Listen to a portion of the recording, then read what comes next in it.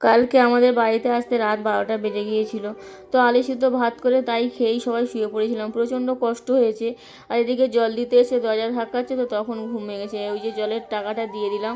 আর এদিকে দেখি এত ঘরেতে মাকড়সার জাল পড়েছে, তো কী বলবো, সেগুলো আবার ওই যে পরিষ্কার করে নিয়েছি। এখন ভাতটা বসিয়ে দিলাম। কালকে রাতে ঘরটা মুছে নিয়েছিলাম, ঘরটা একদম ধুলো ধুলো হয়ে গেছিলো। আর কয়েকটা জামা কাপড় ছিল সেদিনে কাচা হয়নি। আর আজকে আবার কিছুটা জামা কাপড় ওই সব সার্ফে ভিজিয়ে দিলাম। এদিকে দেখি দরজাটা খুলেছি, সামনে অনেকটা জল কমে গেছে। কয়েকদিন তো ভালোই রোদ হচ্ছে। আর কালকে রাতে আসার সময় আমার মাছ এনেছিল, তো মাছটা রান্না করা হয়নি, এভাবে ফ্রিজে রেখে দিয়েছে। এখন এই যে মাছটা জলে ভিজিয়ে রাখলাম, বরফ হয়ে গেছে একদম।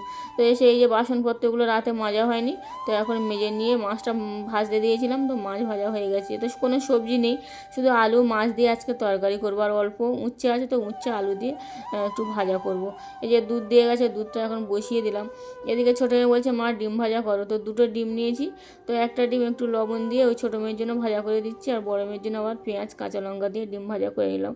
তো 2 বালতি মতো জামা কাপড় কেচেছি। 1 বালতি মেয়ে যে ছাদে মেলে দিয়ে এসছে, আর প্রচণ্ড রোদ, ও আবার ওখানে রেখে এসছে, বলে আমি মেলতে পারবো না, প্রচণ্ড রোদ, দাঁড়াতে পারছি না। তো যাই হোক, এখন খুব খিদে পেয়েছে, আর এখন ভাতটা খেয়ে নিচ্ছি। আর কোথা থেকে ঘুরে আসলে কাজ যেন বেশি বেড়ে যায়, এত শরীর অলসতা লাগে, তাও কিছু করার নেই।